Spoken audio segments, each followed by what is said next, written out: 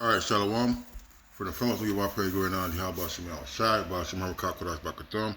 Double honor to the apostle, the elders, great millstone, and to what I came across the globe. Preaching the word, truth, and straight. They want to say Shalom.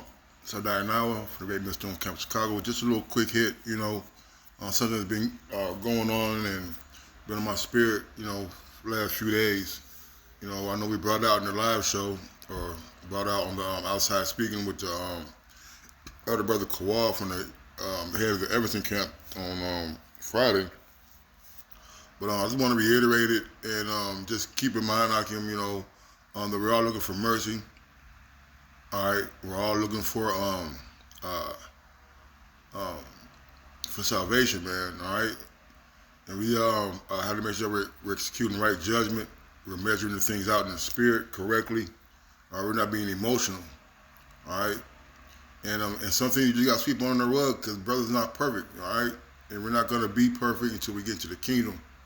All right, so while we're here, that nitpicking and want to voice everything about everything. All right, chill out, man, because if brother ain't offending the word, my friend, let's get that. Let's get that. Salaki. Offend word perfect.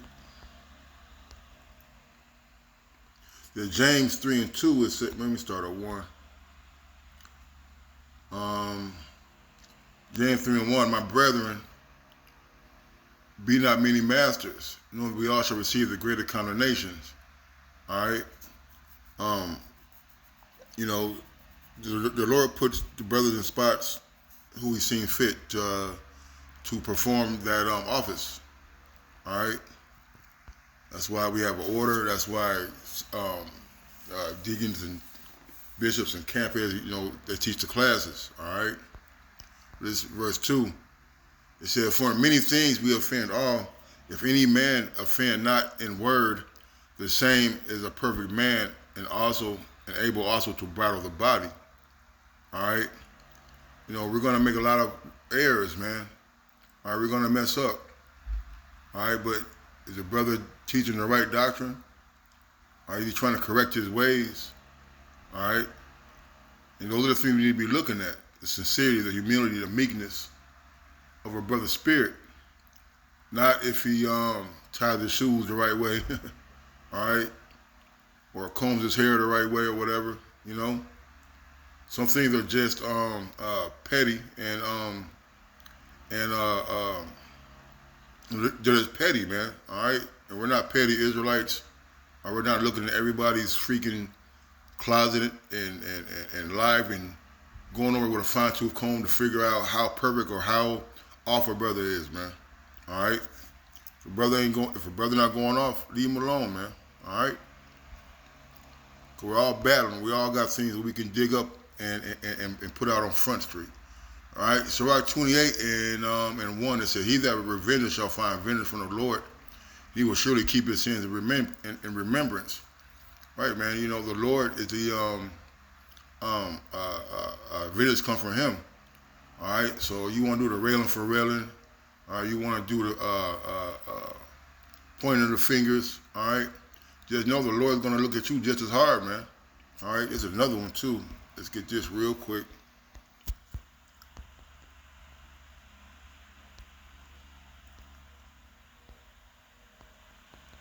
This is Matthew 7 and 24. It says, for with what judgment you judge, you shall be judged and meet.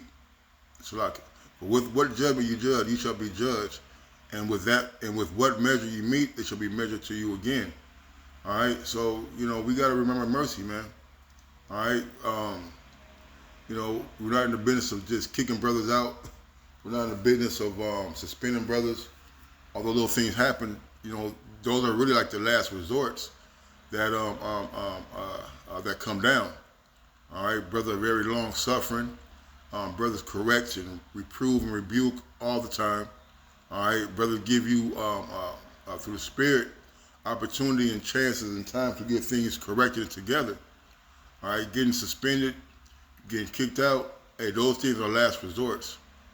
All right, and we got to remember that we all could be um, we can all be in that boat. There's a scripture too I want to get. Fall into the same, I think. Let me see if I can find it.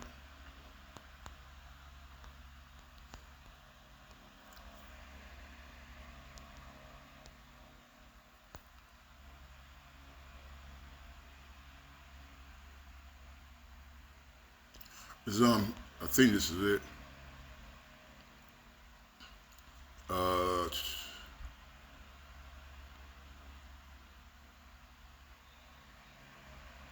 um, this is Hebrew 4:11. It said, "Let us labor therefore to enter into that rest, lest any man fall after the same example of unbelief."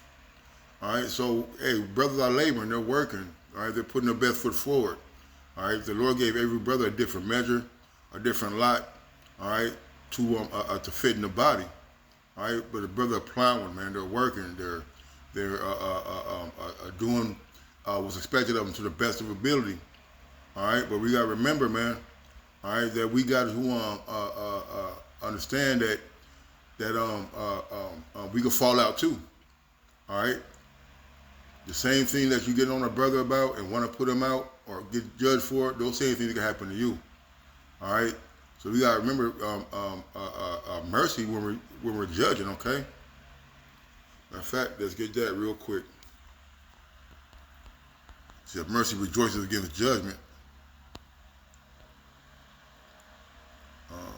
Rejoice.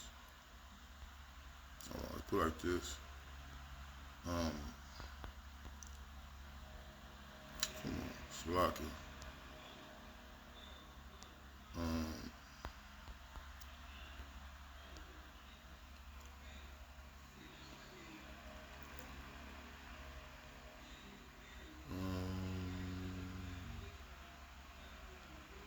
James 2:13 says, "For he shall have judgment without mercy. They have showed no mercy, and mercy rejoices against judgment." Man, all right. So you want to be a righteous judge, man. Okay, because if you don't want to show no mercy in judgment, guess what? The Lord not going to show no mercy against you in judgment. Remember, we all come short of the glory of the Most High. We're all sinners. They're not a just man that doeth good and sinneth not. There's not none good, no, not a one. All right, so we got to remember these things, man. When we're upset at offenses brothers may have done, all right, I'm gonna keep that. There's another one I want to get. All right, but let's get back into this. This is Sirach 28:2. It said, "Forgive thy neighbor the hurt that he have done unto thee, so shall thy sins also be forgiven when thou prayest." All right, the scripture about that, let the sun go down on your wrath. All right, if you got art, man, all right, if it's truly art, you gotta bring it to that brother. Okay. The brothers don't know; they're not mind readers. We can't read minds. We don't have that ability yet. All right. So now there are some times where you've offended a brother. All right. We all know. Sometimes it may be something you said or something you've done. All right. But when it comes to that petty shit, those little nitpicking and things like that a brother may do, he may joke a little too much and say something. He may talk a little harshly, but that's just how he is. A brother may not know if he offended you because that's just how brothers are at times. All right, but if you really have an issue with a brother, man, all right,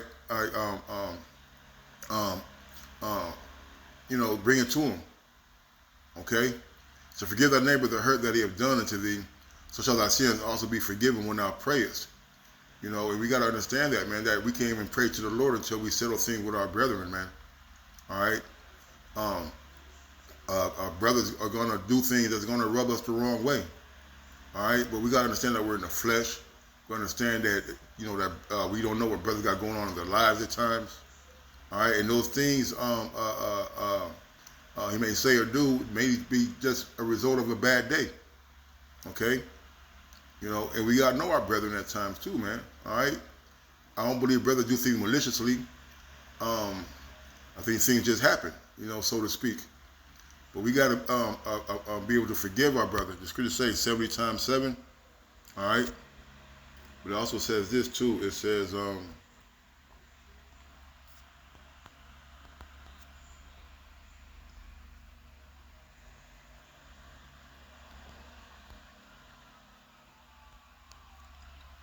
This is Matthew 5:23. Therefore, if thou bring thy gift to the altar, Matthew 5:23. Therefore, yeah.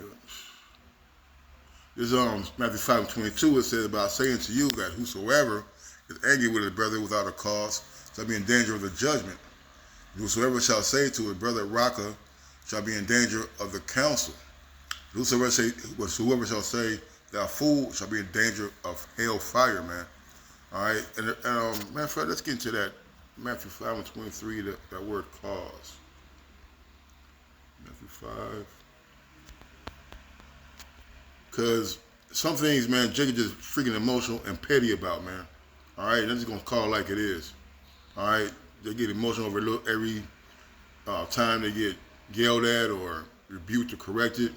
They get offended when our brother tells them they gotta do something. I mean, it's oh, what cause? That's right. Let's get that. It says without a cause, right? Come on, man.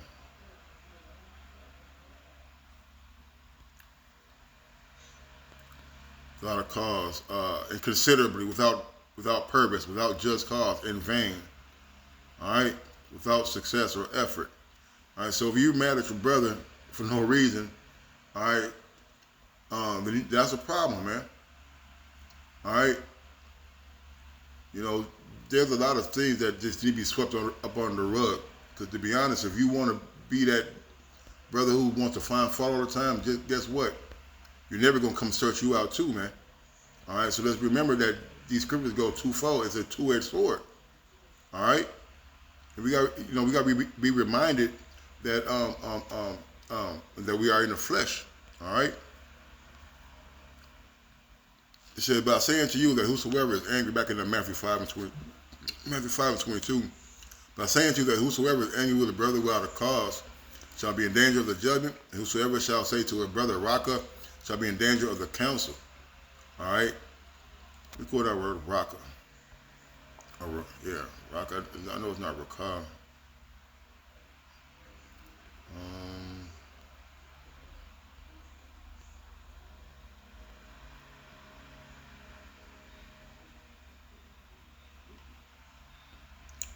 It says the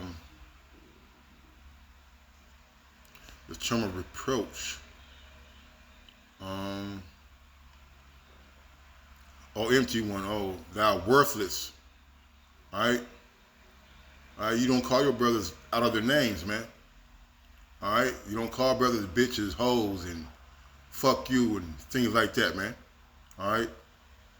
Or you got brothers who have speech impediments like myself. All right. You have brothers who come from all different walks of life who the world deem them to be remedial, so to speak. But yet the Lord called these men into the truth, and they're teaching. They're serving the Yahweh Shemi Shai. All right, because the Lord said He don't look on men as others look upon them. But He looks on the inner part.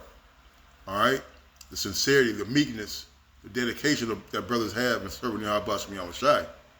All right, you're gonna have some very peculiar brothers in this truth.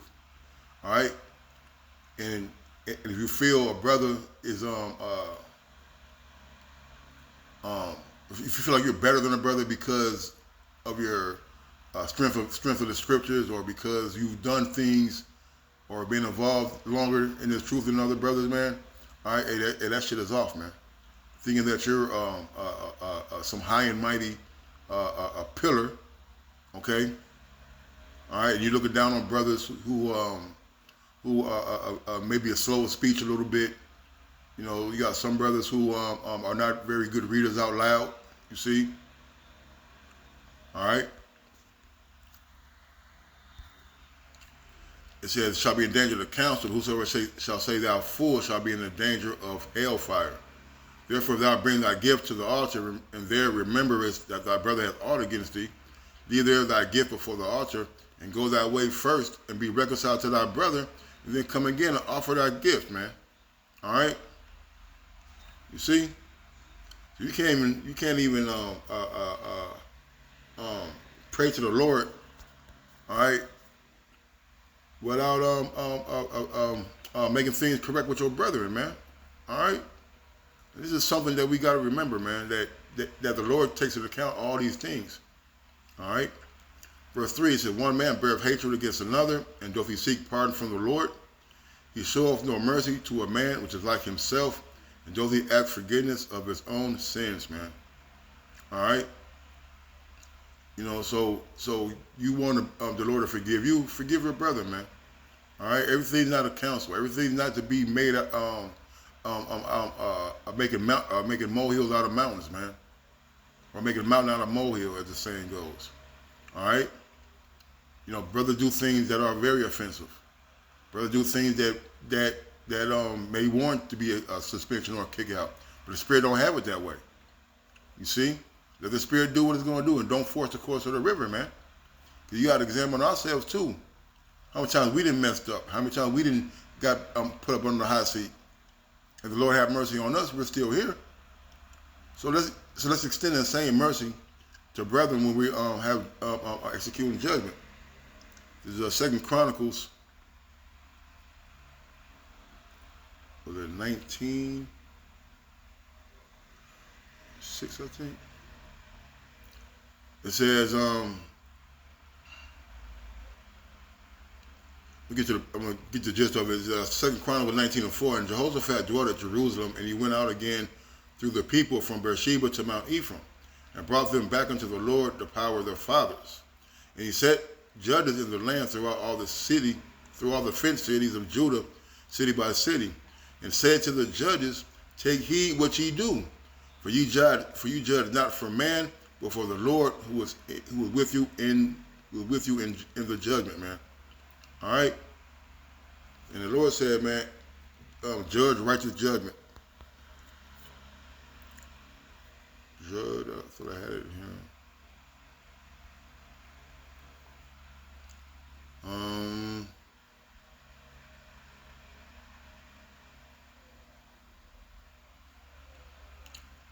I wanted the word judge righteous judgment, but it don't have to be that. Let me see, put it like this. Kind of want to spell it that way. Good. Righteous judgment.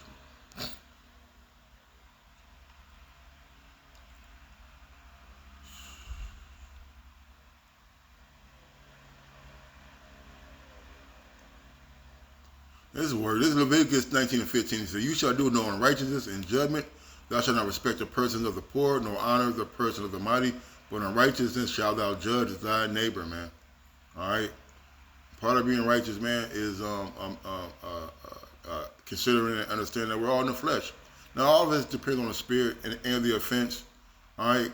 But we're here to execute righteous judgment, man. Not because we're emotional, not because that brother done something to you and you want your lick back. You see? So that one say, call all y'all, but y'all shy. Double honor to the apostle and the elder great millstone. Until next time, shalom and a blah, blah, blah.